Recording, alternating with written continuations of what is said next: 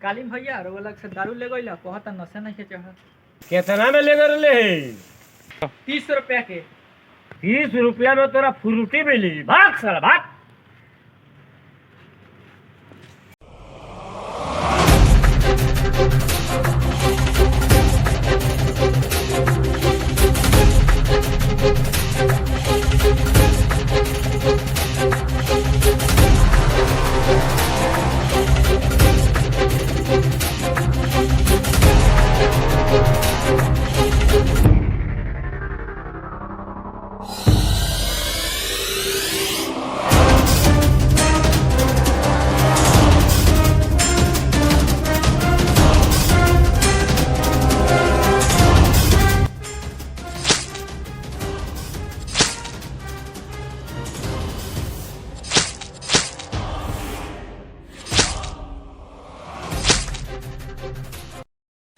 के दीन बारे बड़ू का मसी जोगा के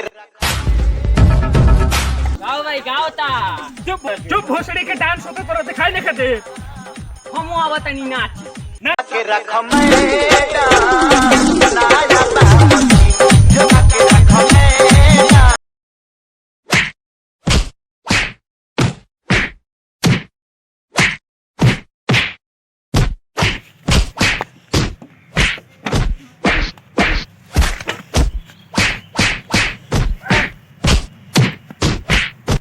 अरे बाप रे बाप का रे साला काची के तन खा लेला सर जे पिटाई नहीं होई तना आइला से बचावे यही नु हीरो बन के गइले है नाचे जो आवरी के सरिया बन जो। चलो सब पिटा तो गइबे कहीं से गाड़ी निकाल चलल जाओ निकाल जल्दी। चलो सरिया का भाई रे आने के गाड़ी स्टार्ट होकर भैया तेले नहीं खे। जो तेल लेके आओ जल्दी।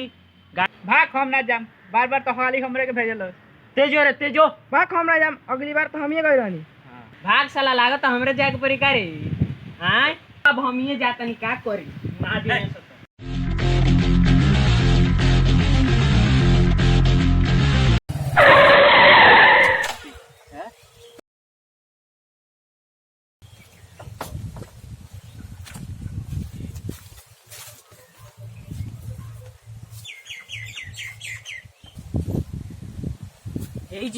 आज यही जिसे तेलवा निकानो था आज यही जिसे तेलवा निकानो बे पर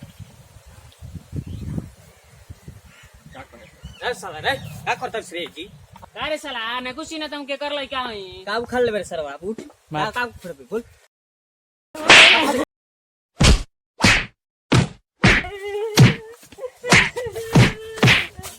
ना दम सरुगात के बता गेल है गाड़ी के लगे हमरा सब काली भैया तारा लोग के बड़ा इज्जत करेला। अरे इज्जत नाने करले सब साला डेराले सब। तोरा तो अबू ना दे रही तो लोग काट रही। साले तू नहीं दे राम दिला दे राम देने वाला सीताराम। मालिक 10 30 50 रुपया दे डाल दीजिए इसमें। का कहीं भीख मंगन से तो हम हैरान हो गइल बनी। ले ले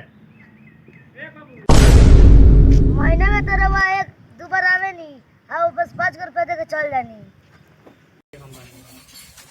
कौन है रे चल काली मैंने बोले लोन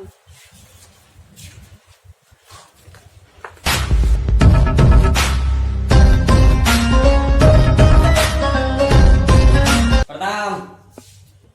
अरे काहे बोल रहे थे?